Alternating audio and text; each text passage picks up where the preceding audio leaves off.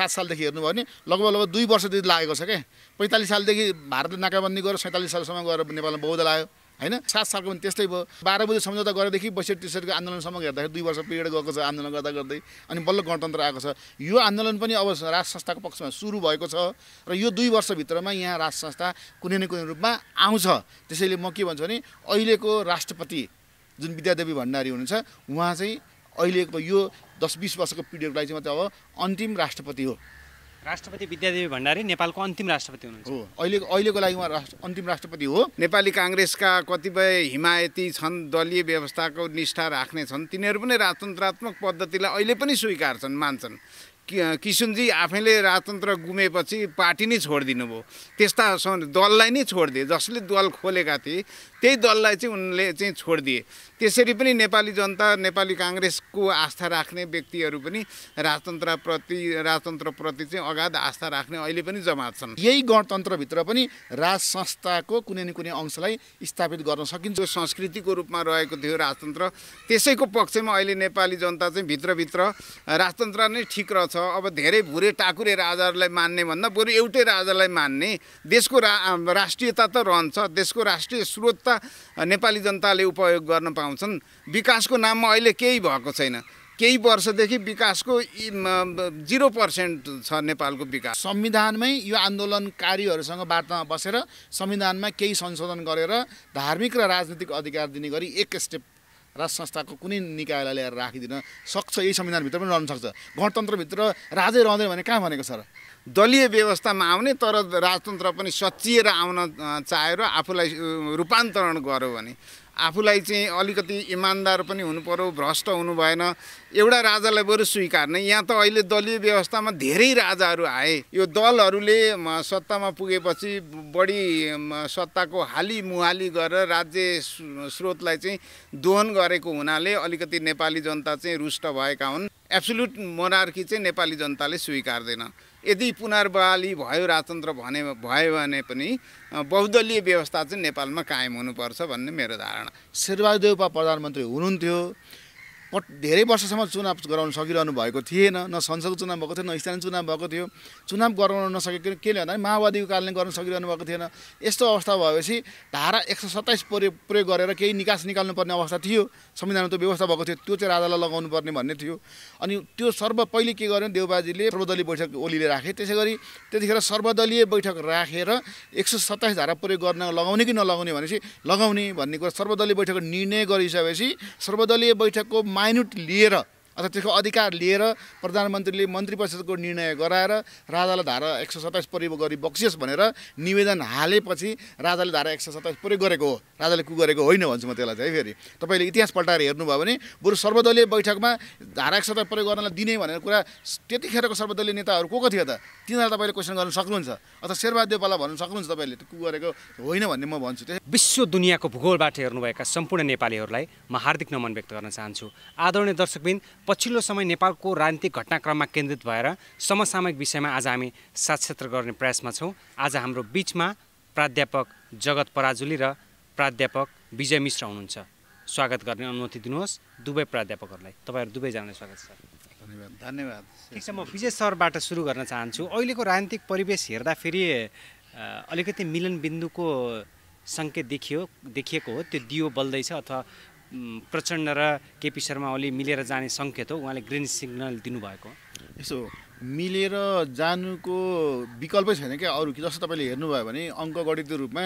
फुटेर ओलीजी जान खोजे पनि काङ्ग्रेसको सहारा लिनु पर्यो के अरे प्रचण्डजी माधव कुमार नेपाललाई प्रधानमन्त्री बनाउने हिसाबले फुटेर जानुभयो भने काङ्ग्रेसकै सहारा लिनु पर्यो दुईटैले त्यता सहारा लिनुपर्ने भएपछि काङ्ग्रेसको त भरोसै भएन बरु आफ्नै पार्टीभित्रको तलमाथि गरेर भरोसा पुर्याउन गर्दा मिल्न सजिलो हो तर तपाईँले भने जस्तो दुईजना बिचमा गफ गर्दैमा अब मिल्नेवाला त छैनन् किनभनेदेखि धेरै पटक गफ भइसकेपछि गफ चुट्किला सुन्दा दिक्क भएर प्रचण्डले लिखित दस्तावेजमा धेरै आरोपहरू लगाएर जुन प्रतिवेदन पेश गरेका छन् त्यसलाई यदि उनीहरूको मिलन बिन्दु भएको त सचिवालय बैठकमै दुईटाको एउटा बनाएर पठाइहाल्थ्यो नि तर सचिवालय बैठकबाट थाई समितिमा जब गयो नि त्यस पछाडि थाई समितिमा हाम्रो केपी ओली जानु भएन उपस्थित हुनु भएन नि यो घटनाले के देखिन्छ भनेदेखि उहाँले इग्नोर गरिरहेको जस्तो देखिन्छ नि त अहिले उहाँलाई त के छ भने तपाईँलाई यस्तो छ पार्टीभित्र यिनीहरू फुटेर गएर मलाई केही गर्न सक्दैन अथवा फुटेर जाने अवस्थै छैन र विधानलाई पक्रेर उहाँ हिँड्नुभएको छ। पार्टीको जुन अन्तरिम विधान छ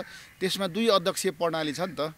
2 अध्यक्षीय प्रणाली भएपछि त्यहाँ बहुमत अल्पमतको कुरा कहीँ लेखेकै छैन होइन। त्यहाँनिर के भनिएको छ भने 21औं शताब्दीको जनवाद मान्ने माओवादीहरू र एमाले जसले जनताको बहुदल जनवाद मानेका थिए त्यो दुईटैको मिक्सिङ गरेर तत्कालको लागि जनताको जनवादमा जाने, तर के सैद्धान्तिक छिनोफानो हुन्छ भने महाधिवेशनले गर्ने भनेर कुरा कङ्क्रिट रूपमा त्यहाँ लेखिसकेकोले सैद्धान्तिक बहस पनि बाहिर गरेर भएन। अब त्यो महाधिवेशनमा त छिनोफानो लाउनु, अगाडि छिनोफानो लाउनु त मिलेन विधानअनुसार। अर्को कुरा 2टा अध्यक्ष भएपछि अल्पमत बहुमत छ भनेर देखाउन त त्यत्तिकै एउटा आम पब्लिकलाई देखाउन, मिडियालाई देखाउन, विश्वलाई देखाउन हामी बहुमतमा छौँ मानेन के अरे ओलीले भन्नु भिन्दै कुरा हो।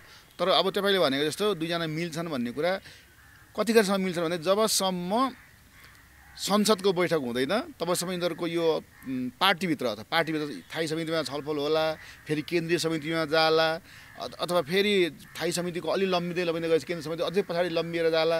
त्यो बिचमा संसदको अधिवेशन सुरु भइसक्छ।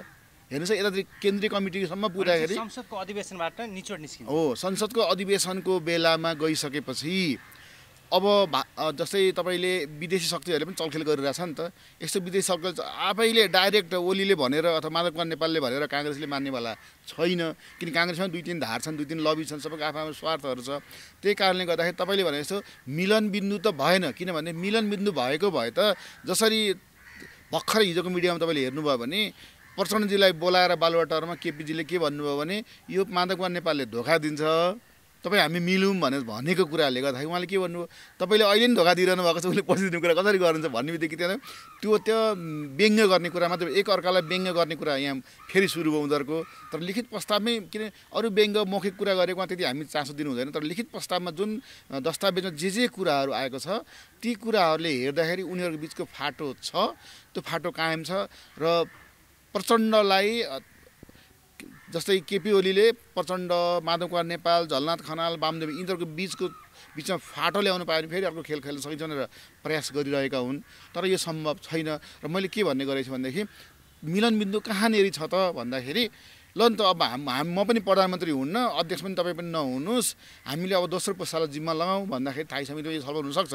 तर कि त टोटली अध्यक्षबाट राजीनामा दिएर प्रचण्डलाई अध्यक्ष दिनु पर्यो अनि म लिन्छु भन्नु पर्यो। अब त्यो स्थिति पनि रहेन, किन एकपल्ट अध्यक्ष कार्यकारी अध्यक्ष दिइसकेको मान्छेलाई कुर्सी नै फरक गरेर राखिदिए होइन। तपाईँले हेर्नुभयो भने त अनि प्रचण्डले कार्यकारी अध्यक्ष मख परे भरे त केही दिएनन्, नदिएपछि व्यवहारमा देखिएन अनि यिनले झुटो रूपमा गरिरहेछन् भन्ने कुरा भइसकेपछि अब प्रचण्डले कुनै पनि हालतमा जतिसुकै ठुलो बम्पर उपहार दिए पनि प्रचण्डले ओलीलाई विश्वास गर्दैनन्। विश्वासघात पटक गरिसक्यो, 3 पटकसम्म विश्वासघात गयो र अहिले मिलेर जान सक्ने सम्भावना पनि त्यति छैन। ठ्याक्क म जगत सरसँग जान चाहन्छु। अब ठ्याक्क अहिलेको राजनीतिक परिवेशलाई हेर्दाखेरि जसरी पार्टीभित्र विवाद उत्कर्षमा पुगेको छ, वैशाख यता 3 पटक भयो यो विवाद भएको, पार्टी फुट्छ भन्दै अहिले घिटी रूपमा यो अवस्थामा आइरहेको छ।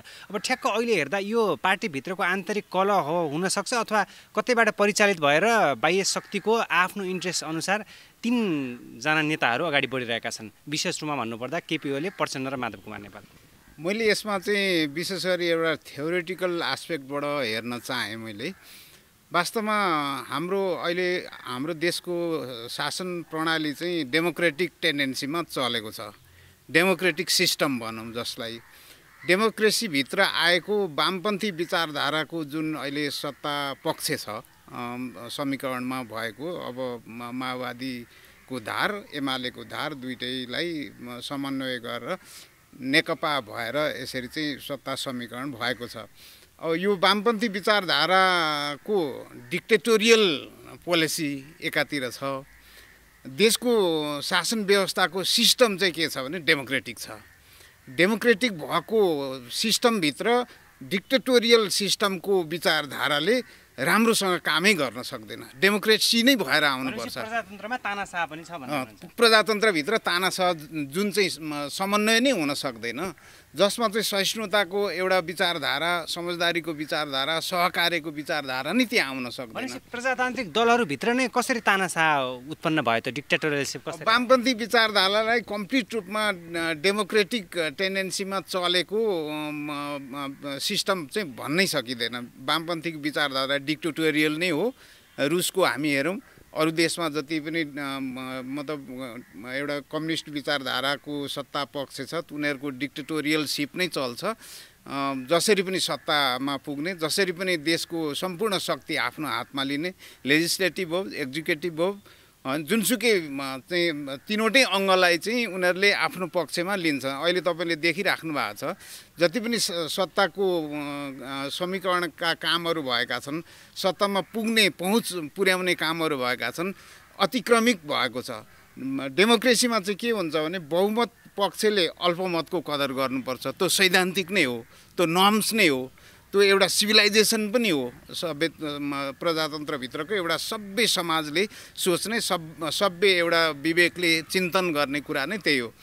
तर के छ भने त्यो एउटा अल्पमतले बहुमतको कदर गरेका छैन एकातिर, अर्को कुरा चाहिँ बहुमतले अल्पमतको पनि सपोर्ट गरेका छैन। दुइटैको सपोर्ट पनि छैन, कदर पनि छैन। कसरी मिचेर जाने भन्ने किसिमले मात्रै चलिराखेका देखिन्छ।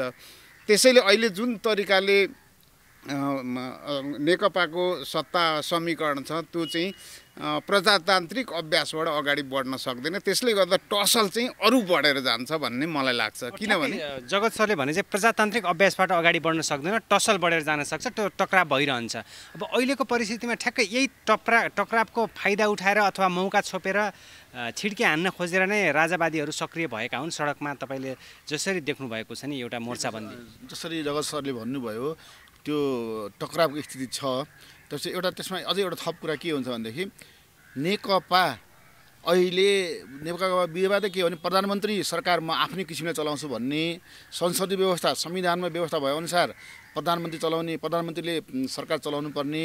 तर कम्युनिस्ट पार्टी के भन्छ भने पोलिट ब्युरो प्रणालीमा जानुपर्छ अथवा पार्टीको निर्देशनमा सरकार चल्नुपर्छ भनिरहेको छ। पार्टीको निर्देशनमा बारम्बार भन्नुभएको छ होइन। त्यही भएर पार्टीको निर्देशनमा चल्नु भनेकै त्यो वामपन्थी क्यारेक्टर हो होइन। अब किन स्वतन्त्र रूपले चलाउनु पाइरहेको छैन, दबाब दिएर जसरी सिजिपिङको नीतिलाई पार्टीले सिजिपिङको चाइनाको जुन सिद्धान्त छ सिजिपिङको, उसको सिद्धान्त अनुसार पार्टी उसँग सहकार्य गरेर यहाँ गोष्ठीहरू गर्छ अथवा सिजिपिङको नीतिमा हामी बिस्तारै बिस्तारै पुग्ने भने लक्ष्य राख्छ, समाजवाद उन्मुख छौँ भने लक्ष्य राखेर पार्टीले गरिरहेको छ।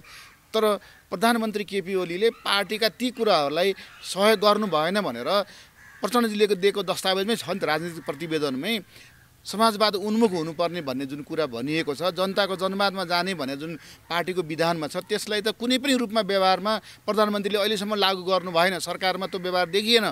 त्यसैले सरकार चाहिँ ठिक छैन, त्यसैले त्याग के अरे आफूले उहाँले त्याग गर्नु पर्यो भन्ने भन्नु मतलब राजीनामा दिनु पर्यो भन्ने मतलब के त जुन सिद्धान्त थियो हाम्रो डिक्टेटरसिपको सिद्धान्त हामी जान खोज्दैछौँ त्यो कुरा यो ओली सरकारले मानिरहेको छैन भनेर पार्टीभित्रैबाट विरोध छ। बाहिरको विपक्षीलाई पनि उनीहरूले वास्ता गरिरहेका छैनन्। शर्मा ओलीले त बारम्बार भन्नुभएको छ नि त, म त्याग गर्न तयार छु तर तपाईँ हुनुहुन्छ भनेर उहाँले प्रश्न पनि खडा गर्नुभयो। हिजो अस्ति भर्खर त्याग गर्न तयार छु भन्दाखेरि भेग कुरा भयो नि त। के त्याग गर्न तयार छु भने तपाईँ अबदेखि राजदूतहरू तपाईँले भनेको नियुक्ति गर्छ भने तपाईँ त्यागै हो, तपाईँले भनेको मन्त्री राखिदिन्छु भने तपाईँ त्यागै हो, अथवा म प्रधानमन्त्री छोड्छु भन्नु पर्यो। त्यो त्याग गर्न तयार छु भन्नु र नेपाल अब समाजवादमा जान्छ भनेर कविताहरू कोरेर हामी मख परेर बस्नु त्यस्तै हो। त्यागभित्रै धेरै छ नि त, के त्याग गर्ने उसले। ठ्याक्कै अहिलेको परिवेशमा मैले अघि नै तपाईँलाई प्रश्न तिर्सैसकेँ, राजावादीहरू सडकमा सल्बलाइरहेको भन्ने कुरा आएको छ अथवा भूतप्रेतहरू सल्बलाउन थाले भनेर एउटा कठोर रूपमा नेतृत्ववर्गबाट त्यो आवाज आइरहेको छ। यसलाई कसरी हेर्न मिल्ने? अब कस्तो हुन्छ नि, अब नेतृत्वलाई त पहिले पनि 46 सालको आन्दोलनमा बहुदलवादीहरूलाई मुठ्ठीभरका मान्छेहरू भनेर पञ्चहरूले भन्थे। तर त्यही आन्दोलनले जन्मसङ्ग्रह नगराइकन एकैचोटि बहुदल त दियो, वीरेन्द्रले बहुदल दिए भनेपछि त्यो मुठ्ठीभर भन्ने के हुन्छ नि, जो पनि आफू सत्तामा हुनेहरूले अर्कालाई सानो देख्छ है, अरूलाई सानो देख्छ। माओवादीको 10 वर्ष जनयुद्धमा सुरुवातमा कति थिए त मान्छे?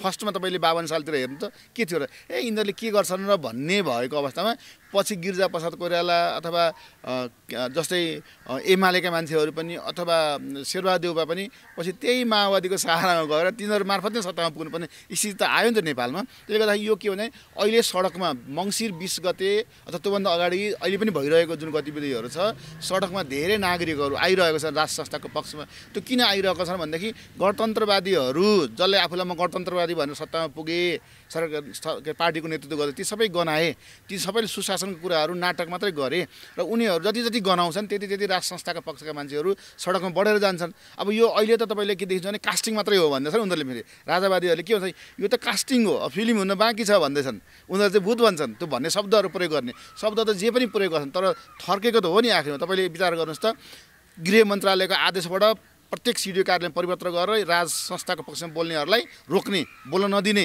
संविधानको विपरीत भन्ने कुराहरू भएकोले यसलाई रोक्नु भनेर आदेश दिएको थियो। तर यत्रो जनमानस आयो कि प्रहरी त त्यो तपाईँले हेर्नु 20 गतेको जुलुस हेर्नुभएको भए प्रहरी त बढी गाह्रो भएर हिँड्न चाहिँ जुलुसको त दुईतिर लागेर जुलुसको शान्ति सुरक्षाको लागि भनेपछि के हो भनेदेखि त्यो नेताहरूले भन्ने कुरा एउटै हो, त्यो संस्था धेरै जुलुस देखेरै आत्तिएर यो सरकारले सर्वदलीय बैठक पनि राख्यो भनेपछि यसलाई कसरी तपाईँले भूतप्रेत भन्नुहुन्छ? किन सरकार आत्तिएर सर्वदलीय बैठक राख्छ एकातर्फ, अर्कोतर्फ भूतप्रेत भन्ने मान्छे त कुरै मिलेन नि त। ठ्याक्क। त्यसो भए जगत सर, अब अहिलेको परिस्थिति जसरी एउटा क्याओस उत्पन्न भइरहेको छ, राजावादीहरू पनि अगाडि बढिरहेका छन्, अहिले यो आन्दोलनको नेतृत्व कसले गरेको छ भन्ने कुरा पनि प्रष्ट रूपमा थाहा छैन। बाह्य शक्तिको प्रभावमा यो सब भएको भन्नेहरू पनि धेरै छन् नि, यसलाई कसरी हेर्नु?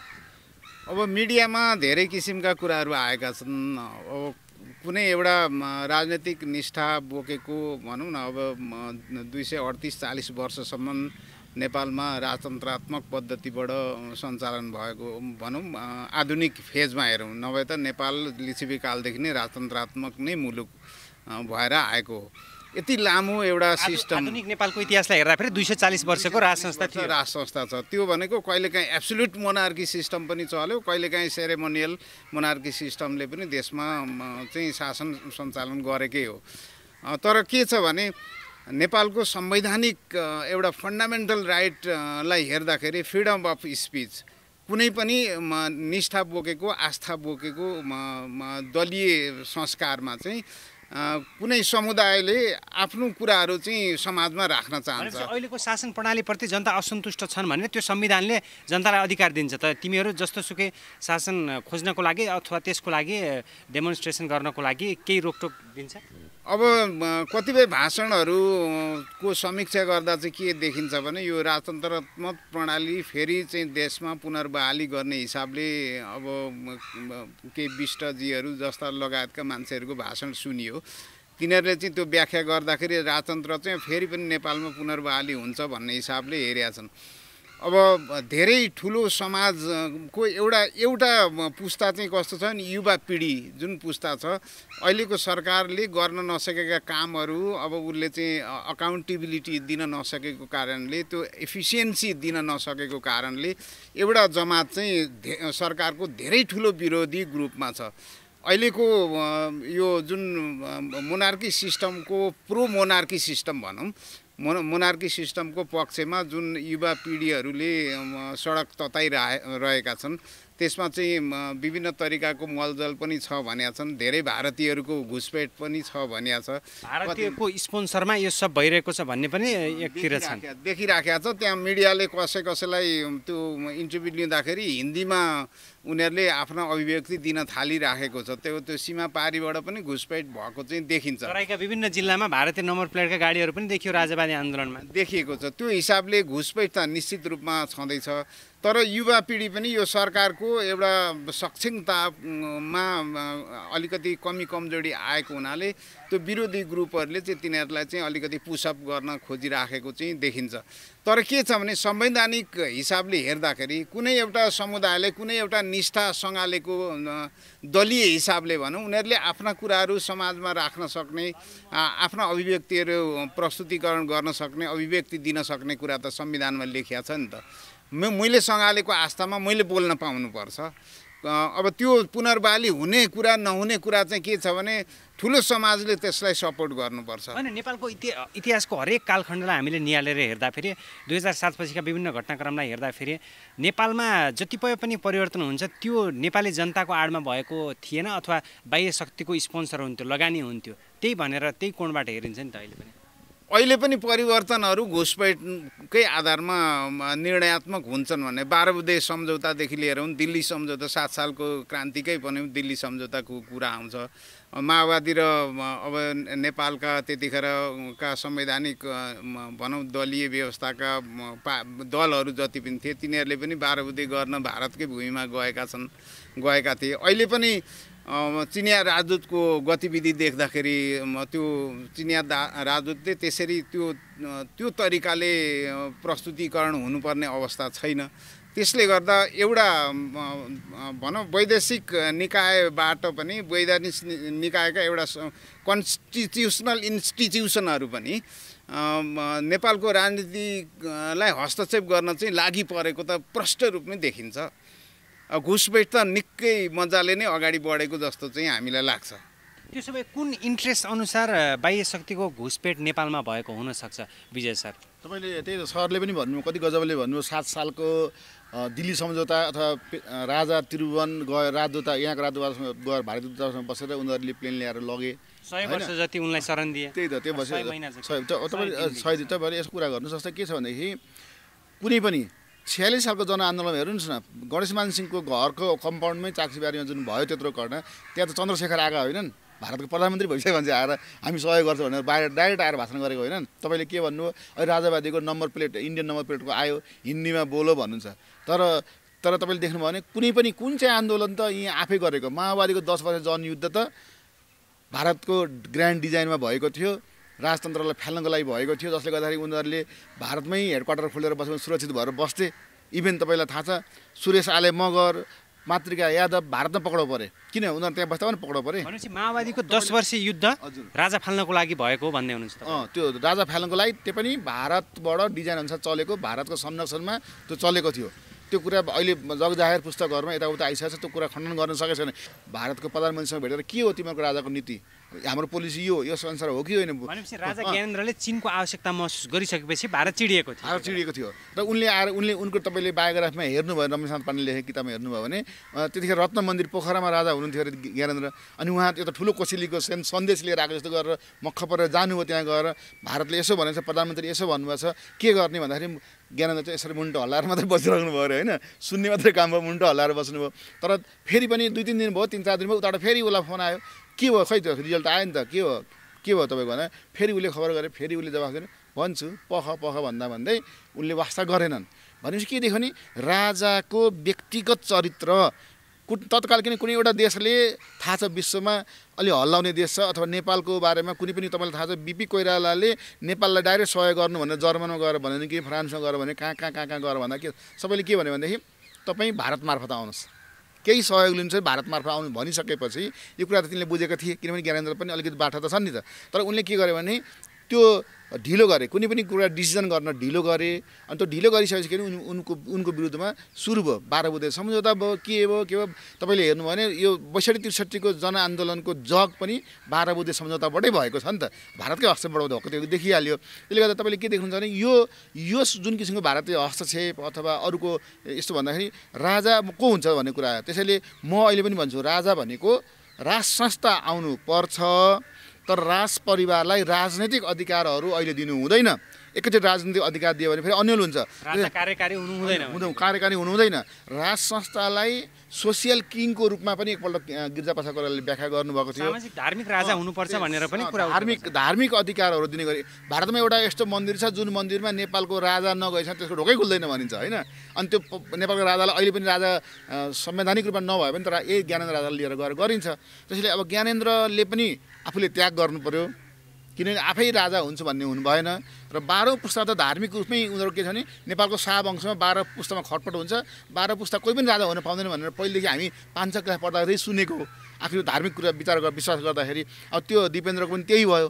अब यो हाम्रो पारसको पनि त्यस्तै लक्षण देखिहाल्यो, ऊ पनि कुनै सज्जन खालको चरित्र देखाएका छैनन्। त्यसले गर्दाखेरि अब पारसको छोरा अथवा ज्ञानेन्द्रको नाति हृदयेन्द्र अथवा जेठी छोरी, म किन जेन्डरको ब्यालेन्स हामी अब राजाको छोरा नै राजा हुनुपर्छ भन्ने छैन, छोरी पनि महारानी जसरी भएको छ बेलायतमा त्यस्तो हुनसक्छ। त्यसैले बेलायत जापान जस्तो एउटा सफ्ट खालको राज संस्थालाई स्थापित गर्नुपर्छ जसले नेपाल आमाको माया गर्छ है। भनेपछि ज्ञानेन्द्रको जेठी नातिनी पूर्णिकालाई पनि महारानीको रूपमा हेर्न सकिन्छ भोलिको दिनमा। जेन्डरको कुरा गरिसकेपछि अब लैङ्गिक विभेदको कुरा नगर्ने हो भने हामीले त त्यो पूर्णिकालाई पनि स्वीकार गर्नुपर्छ, उनको पनि अवसर छ, महिलाको भाग्य हुँदैन र? महिलाहरू के भाग अर्काको घरमा जाने भने जात मात्रै होइन। इतिहासमा राजेन्द्र लक्ष्मीको कुरा आउँथ्यो महारानीको रूपमा। अब अहिले परिस्थितिमा फेरि त्यो तपाईँलाई एउटा नयाँ कुरा पनि भन्नु पर्ने छ, किनभने केही विप्लवले अथवा कसैले दिएको इन्टरभ्यू यताउता सुनिन्छ होइन, आएको थियो भने यो भारतीय नागरिक के अरे हिमानी भनेर भनिन्छ होइन। कसले भन्यो भारतीय नागरिक? हिमानीको जन्म काठमाडौँमै भएको होइन। हिमानी यहीँ एक क्लासदेखि यहीँ स्कुलमा पढेकी हुन्। उनी वंशजको नागरिकता हेर्नुहोस्, वंशजको नागरिकता, वंशज हुनु उनी होइन। अनि उनलाई के अरे भारतीय नागरिक भनेर हल्ला जुन गरिरहेछ भनेदेखि यो चाहिँ के भने हिमानीको जुन किसिमको हाइट सामाजिक काममा उनले जुन राम्रो काम गरेकी छन् त्यो कामले गर्दाखेरि राजेन्द्र लक्ष्मी जस्तो चरित्र उनमा देखियो है भन्ने कुरा पनि यहाँ आम पब्लिकले कहिले काहीँ भनिरहेको अवस्था पनि छ। धार्मिक र सामाजिक काममा त धेरै अग्रसर छन् अरूहरू हेर्दा भन्दा त। अब यो कुराले गर्दा तर उनलाई भारतीय नागरिक भनेर भनिदिएर उनीमाथिको उनको एउटा देशको प्रतिको जुन भाव थियो, माया थियो, ममता थियो, त्यसलाई उनले के गरौँ भनेर लागिरहेको छन्। उनमाथि त्यो पिन्च गर्ने काम जसले गरिरहेको छ नि त्यो काम गलत हो। तपाईँले एकपल्ट हेर्नुहोस्, इतिहास पल्टाएर हेर्नुहोस्, त्यत्तिकै भनिदिएर हुँदैन हो। उनको हजुरबाबुहरू भारतका एउटा राजा थिए, तर उनको त्यो राज संस्था गइसकेपछि उनको बाबु बसाइ सरेर यहाँ आए। अनि किन राज संस्था नै गइसकेपछि उनले फर्केर आए। अब यहाँ आएर बसेर उनले घर बनाए, यहाँ बसे, अनि उनको छोरीको जन्म यहाँ भयो। अब यहाँ भएपछि उसले यहाँको नागरिक भए। अब यहीँ जन्मिसकेपछि यहीँको नागरिकता भइसकेपछि बाबु नै आएर यहाँ बसिसकेपछि अब उसलाई चाहिँ वंशजको होइन भनेर जुन किसिमको आरोप लगाइन्छ त्यो पनि गलत हो। त्यसरी मैले के भने तपाईँलाई भने पूर्णिका भने र जस्तै राजेन्द्र लक्ष्मी जस्तो हिमानीले पनि नेतृत्व गर्न सक्छन् भने हिमानीले नेतृत्व गर्ने बेलामा उनी वंशजको हुन् भन्ने कुरा प्रमाण हेरे हुन्छ होइन। त्यसको लागि त्यो अध्ययन गरे हुन्छ। अध्ययन नगरेर हावा कुरा गरी हिँड्ने मान्छेहरूलाई, अरूलाई भूत प्रेत जस्तो भन्ने मान्छेहरूले आफूले नजिकबाट अध्ययन गर्न म अनुरोध गर्छु। भनेपछि भावनात्मक रूपमा जनताहरू ज्ञानेन्द्रको पक्षमा छैनन्, तर पनि राज संस्थाको पक्षमा छन्। उनको वंशज अथवा उनको रगत नै अबको राष्ट्र अध्यक्ष हुनुपर्छ। त्यही मैले अलिकति यसलाई चाहिँ विश्व परिवेशको जस्तै फ्रेन्च रेभोल्युसनकै पनि उदाहरण दिन चाहन्छु। फ्रान्सेली राज्य क्रान्तिको बेलामा त्यहाँको जनताले चाहिँ युवराज आफूसँग हुँदाखेरि युवराज हामीसँग छन्, वी हेभ द ब्रेड, अब हामी चाहिँ भोको मर्दैनौँ भनेर त्यो जनताले चाहिँ त्यसरी चाहिँ राज संस्थालाई अब युवराजलाई त्यसरी मानेका थिए। तर पछि त्यहीँकै जनता यति रुष्ट भए लुई 16 र मेरी एन्टोनेटलाई गिलोटिन नै गरेर मारे, चिरेर आराले काठ चिरे जस्तो गिलोटिन गरेर चिरेरै मारे। भने जनताको सेन्टिमेन्ट चाहिँ कतिखेर कसरी बिग्रिन्छ भन्न सकिँदैन। अब नेपालमा पनि के छ भने राजतन्त्रप्रति असाध्यै अगाध आस्था राख्ने नेपाली समाज छ, अहिले पनि छ। त्यो अहिले मोमेन्टको रूपमा आएको होस् अथवा मोमेन्टको रूपमा नआएर सुसुप्त अवस्थामा बसेको होस्। नेपाली काङ्ग्रेसका कतिपय हिमायती छन्, दलीय व्यवस्थाको निष्ठा राख्ने छन्, तिनीहरू पनि राजतन्त्रात्मक पद्धतिलाई अहिले पनि स्वीकार्छन्, मान्छन्। किशुनजी आफैले राजतन्त्र गुमेपछि पार्टी नै छोडिदिनु भयो, त्यस्ता दललाई नै छोडिदिए, जसले दल खोलेका थिए त्यही दललाई चाहिँ उनले चाहिँ छोडिदिए। त्यसरी पनि नेपाली जनता, नेपाली काङ्ग्रेसको आस्था राख्ने व्यक्तिहरू पनि राजतन्त्रप्रति चाहिँ अगाध आस्था राख्ने अहिले पनि जमात छन्। अरू राजनैतिक दलमा पनि अब विभिन्न विचारधाराले अगाडि बढेको भए तापनि राजतन्त्र यदि सचिएर आउँछ भने सचिएर आउनु पर्यो। जस्तै पूर्णिकाको अहिलेको गतिविधि जसरी देखिँदैछ, साहित्यप्रति पनि उनको अनुराग देखिन्छ। हृदेन्द्रको कुनै स्क्यान्डल अहिलेसम्म पनि छैन। एउटा मर्यादित रूपमा उनीहरू बसेका छन्। पारसलाई जनताले देख्नै चाहँदैनन्। अब ज्ञानेन्द्रको पनि गतिविधि नेपाली जनताले धेरै समय हेरे, सोचे परिवर्तन हुन्छ कि दलीय व्यवस्थामा यिनी पनि आउँछन् कि दलीय व्यवस्थालाई अलि संरक्षण गर्ने हिसाबले आउँछन् कि भनेर प्रतीक्षा नगरेको पनि होइन नेपाली समाजले। तर ज्ञानेन्द्रले नेपाली समाजको दलीय व्यवस्थालाई चाहिँ त्यसरी स्वीकारेर अगाडि बढेको पनि देखिएन। नेपाली जनताले एकपल्ट प्रजातान्त्रिक अधिकार प्राप्त गरिसकेपछि नेपाली जनता त्यो अधिकार चाहिँ गुमेको देख्नै चाहँदैन। दलीय व्यवस्थामा आउने तर राजतन्त्र पनि सचिएर आउन चाहेर आफूलाई रूपान्तरण गर्यो भने आफूलाई चाहिँ अलिकति इमान्दार पनि हुनु पर्यो, भ्रष्ट हुनु भएन। एउटा राजालाई बरु स्वीकार्ने। यहाँ त अहिले दलीय व्यवस्थामा धेरै राजाहरू आए। नेपाली राजनीतिमा अहिले जस्तो तरिकाले अगाडि बढेको छ, अयोग्य राजनीतिज्ञहरूले पेसा गर्ने थलो भएको छ। नेपालमा यति सानो देशमा प्रकृतिको उपहारजन्य एउटा चाहिँ नेचुरल गिफ्ट भएको देशमा राजनीतिले दोहन गरिराखेको छ। नेसनल ट्रेजेडीलाई चाहिँ राजनीतिले दोहन गरिराखेको छ। नेपालको राज्य स्रोतलाई दलीय व्यवस्थाका व्यक्तिहरूले चाहिँ नेतृत्वमा रहेका व्यक्तिहरूले विभिन्न तरिकाले अकुत सम्पत्ति कमाउने हिसाबले चाहिँ उनीहरूले उपयोग गरिराखेको, दुरुपयोग भन्नुपर्छ यसलाई, त उपयोग पनि होइन। देशको सीमा गइराखेको छ। विभिन्न नराम्रा गतिविधिहरू अगाडि बढेका छन्। समस्याको थुप्रो देशमा थुप्रिएर अगाडि बढेको छ, तर सुधारको कुनै पनि गुन्जाइस देखिँदैन। यसले गर्दा यो सुधारको गुन्जाइस नदेखिएको हुनाले एउटा संस्था जुन भित्र चाहिँ नेपाली जनता थियो, संस्कृतिको रूपमा रहेको थियो राजतन्त्र, त्यसैको पक्षमा अहिले नेपाली जनता चाहिँ भित्रभित्र राजतन्त्र नै ठिक रहेछ, अब धेरै भुरे टाकुरे राजाहरूलाई मान्ने भन्दा बरु एउटै राजालाई मान्ने, देशको राष्ट्रियता त रहन्छ, देशको राष्ट्रिय स्रोत त नेपाली जनताले उपयोग गर्न पाउँछन्। विकासको नाममा अहिले केही भएको छैन। केही वर्षदेखि विकासको 0% छ नेपालको विकास। यो तरिकाले अगाडि बढ्दाखेरि चाहिँ अगाडि बढ्नै सक्दैन। मुलुक कसरी अगाडि बढ्न सक्छ? राष्ट्रिय सम्पत्ति चाहिँ कुनै दलको एउटा निजी पेवा सम्पत्ति भएर जान्छ भने त्यो त नेपाली जनताले स्वीकार नै सक्दैन नि। देशको सीमा गुमिराखेको छ। लिम्पियाधुरा लिपुलेक र कालापानीको केस त्यत्तिकै थाँतिरहेको छ। अग्रिम एउटा एक्सट्रिमिस्ट नेसनालिटीको वकालत गर्नेहरूले एउटा इस्यु अगाडि बढाइदिन्छन्, त्यसपछि सुसुप्त रूपमा त्यो चाहिँ सुतेर बसेको अवस्था हुन्छ। त्यो हिसाबले चाहिँ अब कालान्तरमा के छ भने परिस्थिति अलिकति सामान्यकरण हुँदै हुँदै आएर राजतन्त्रले पनि आफूलाई रूपान्तरण गर्यो, सुधारात्मक प्रयत्न गर्यो, नेपाली जनताको अभिमतलाई कदर गरेर अगाडि बढ्ने र आफू सेरेमोनियल किङको रूपमा रहने भयो भने नेपाली जनताले अस्वीकार भन्ने हुँदैन। फ्रान्समा पनि राज्य क्रान्ति भयो, राजतन्त्र फ्याँकियो, फेरि राजतन्त्र आयो, फेरि गणतन्त्र आयो, त्यसरी पनि भएको छ। अरू देशहरूमा पनि त्यसरी राजतन्त्र गुम्ने, फेरि पुनर्बहाली हुने, फेरि गुम्ने, त्यस्ता प्रक्रियाहरू भएका छन्। नेपालमा पनि नहुने भन्न सकिँदैन। यो दलहरूले सत्तामा पुगेपछि बढी सत्ताको हालिमुहाली गरेर राज्य स्रोतलाई चाहिँ दोहन गरेको हुनाले अलिकति नेपाली जनता चाहिँ रुष्ट भएका हुन्। तर सबभन्दा राम्रो कुरा चाहिँ के छ भने अहिलेसम्म नेपाली प्रजातन्त्रभन्दा ठुलो कुरा चाहिँ अरू कुरा छैन। लोकतन्त्र भन्दा ठुलो कुरा अरू कुरा छैन। लोकतन्त्र गणतन्त्रको विकल्प राज संस्था हुँदैन भन्दै हुनुहुन्छ कि? राजतन्त्र संस्था भए पनि, राजतन्त्रात्मक मूल्य भए पनि प्रजातन्त्र चाहिँ कायम रहनै पर्छ। एब्सोल्युट मोनार्की चाहिँ नेपाली जनताले स्वीकार्दैन। यदि पुनर्बहाली भयो, राजतन्त्र भयो भने पनि बहुदलीय व्यवस्था चाहिँ नेपालमा कायम हुनुपर्छ भन्ने मेरो धारणा हो। ठिक छ, कार्यक्रमको अन्तिम भागमा छौँ। पछिल्लो समय समसामयिक विषयमा केन्द्रित भएर बहसमा सरिक भइदिनु दुवै प्रोफेसरहरूलाई म हार्दिक आभार व्यक्त गर्न चाहन्छु। अन्तिममा केही भन्नुहुन्छ सर? जस्तै के हुन्छ भनेदेखि सरले भने जस्तै यो देशमा सक्रिय राजतन्त्र होइन, संवैधानिक राजतन्त्र। संवैधानिक राजतन्त्र पनि कस्तो भनेदेखि नेपाल सरकारले मन्त्री परिषदले जे निर्णय गरेर दिन्छ त्यसैलाई उसले लागू गर्नुपर्ने हुन्छ।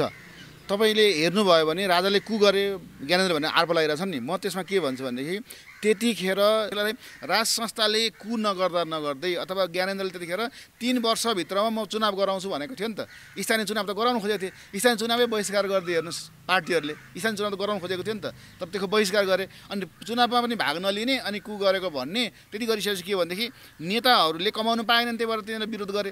तर अहिले त्यो पनि गर्नु भएन। अब ज्ञानेन्द्र जुन कमेन्ट गरे त्यो पनि गलत गरे, किनभने त्यो पनि सबैसँग लिएर ल ठिकै छ तिमीहरू मान्दैन म एक ब्याग पछाडि भइदिन्छु भन्नेको त भएको थियो। किनभने हामीलाई त देश बचाउनु छ नि त, नेपाल आमा बचाउनु पर्छ नि त। संविधान त कति चेन्ज हुन्छ, कति चेन्ज हुन्छ, अनि यो संविधान छ, यो पनि परिवर्तन हुन्छ, संशोधन हुनसक्छ। अहिलेको आन्दोलनले अब दुईवटा विकल्प देखेको छु मैले। यो आन्दोलन जुन नागरिकहरूले निकालिरहेको छन् राज संस्थाको पक्षमा, यसले दुईवटा काम गर्नुपर्ने हुन्छ।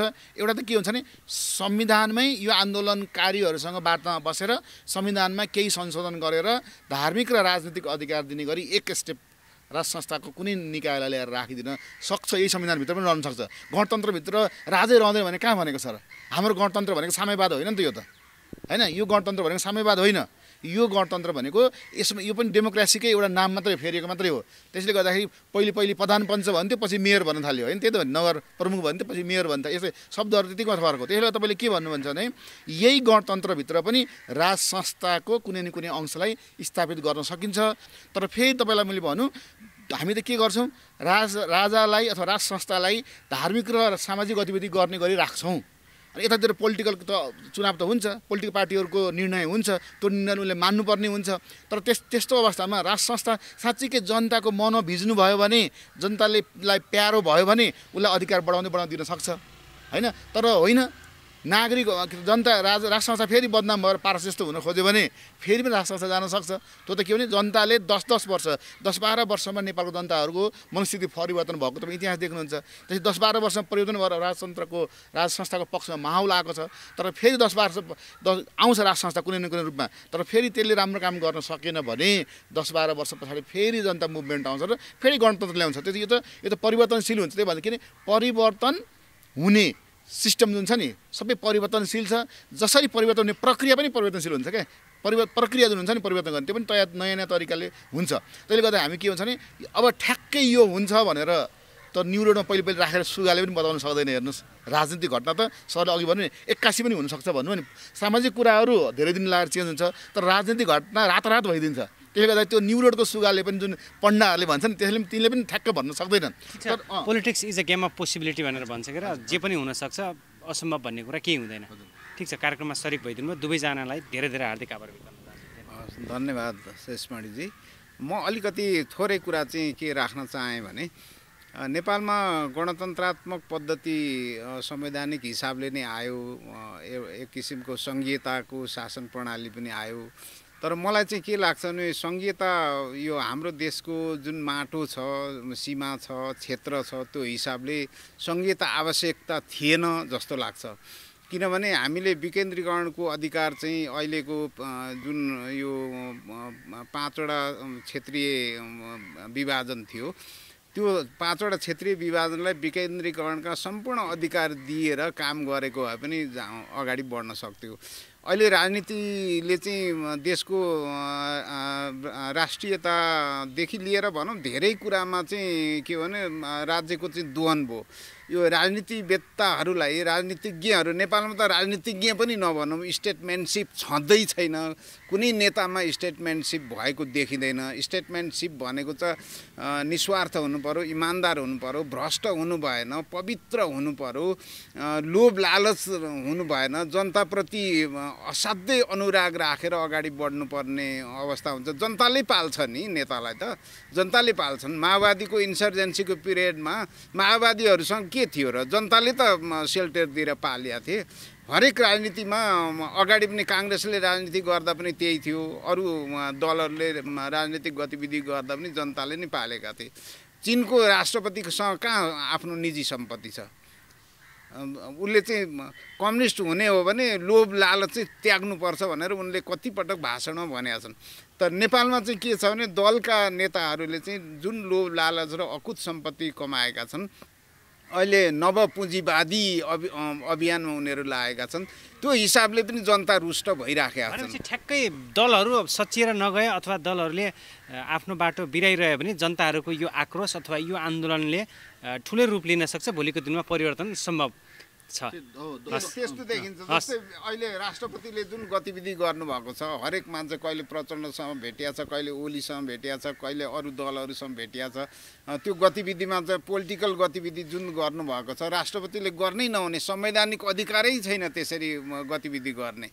अब सत्तामा रहेकाहरूले पनि जुन तरिकाले कामहरू गरेका छन्, एउटाले 19 बुँदे आरोप 19 पृष्ठको आरोप लगाउँछ, अर्कोले 38 पृष्ठको आरोप लगाउँछ। एउटाले अर्कालाई मटिया मिट गर्नका लागि, एउटा चाहिँ पतालमा भसाउनका लागि हिस्टोरिकल डकुमेन्ट्स तयार गर्दै गएका छन्। त्यो त दस्तावेज हुन्छ, पुस्तान्तरणसम्म त्यो चाहिँ दस्तावेज जान्छ। त्यसरी अगाडि बढ्नै हुने। दलीय व्यवस्थामा रहेका मानिसले पनि आफूलाई असाध्यै सच्चिनुपर्छ। राजतन्त्र पुनर्बहाली गर्छु भनेर अगाडि बढ्नेहरूले पनि असाध्यै बढी सच्चिएर अगाडि बढ्नुपर्छ। अनि जनताको धैर्यताको बाँध टुट्यो भने भोलिको दिनमा जे पनि हुनसक्छ। जनता नै जनार्दन हो। हस्, समय र विचारमा सरिक भइदिनु हार्दिक आभार व्यक्त गर्न चाहन्छु। धेरै धेरै धन्यवाद दुवै प्रोफेसर। सुषमणीजी धेरै धेरै धन्यवाद छ यहाँलाई। प्राविधिक मित्रलाई पनि धन्यवाद छ। हस्, थ्याङ्क यू।